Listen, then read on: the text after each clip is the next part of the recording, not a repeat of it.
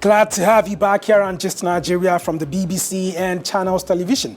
I am Wale Fakile. Thanks for staying with us. Coming up, the medical doctor and R&B musician merging arts and science. But before that, across Africa, there are streets named after former colonial masters. But just as in some Western countries where discussion is raging over the existence of statues of slave owners and colonialists, the practice is starting to face sharp criticism. And there's an increasing push for these streets to be renamed after well-meaning Africans. Francis Otumwa reports from Kenya. Dennis Pritt Road in Nairobi, not named after a Kenyan, but an Englishman. Dennis Pritt was a lawyer during British colonial rule.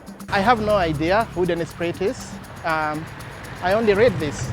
I don't know who this person is. I know where the road is, but I don't know Dennis Pritt, and I don't really care. To help find your way through this bustling city, street names come in handy. But what do they stand for? How did they get their names? And how easy is it for those names to be changed?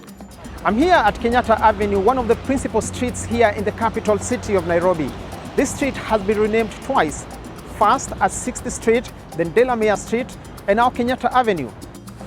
Naming a street after the first president of this country, Jomo Kenyatta, seems an obvious choice. But it got me thinking, how do we go about naming our streets? I am on a mission to find out. Recently, a road sign in one of Nairobi's upmarket neighborhoods was burnt down by protesters. It was named after a veteran trade unionist, Francis Atwoli. The sign has been replaced, angering further the locals who argue that they should have been consulted. There is a policy that governs how streets are named in this country that was written by county governments and the national government. And one of the things it says is that streets should not be named after people who are living. To the best of my knowledge, Francis Atwoli is still living, so that was the direct contravention of that policy. And then when Kenyans complained about this, both the government and Atwoli himself were quite belligerent about insisting on the naming. Before Kenya became independent, many of the streets in Nairobi's central business district were named after the British colonial masters. As Africans started renouncing colonial rule, those streets were then renamed after prominent politicians, but that wasn't always welcomed either.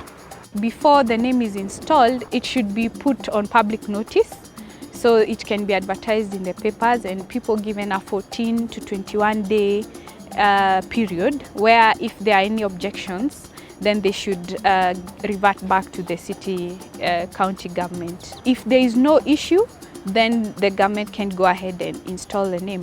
In most African countries, street renaming has been an important part of the process of decolonization.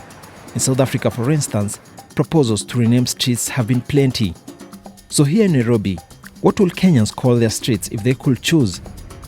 If I were to rename this road which I'm in right now, I will call it Sauti Sol, who are a Kenyan group who represent Africa. Let's see how this goes.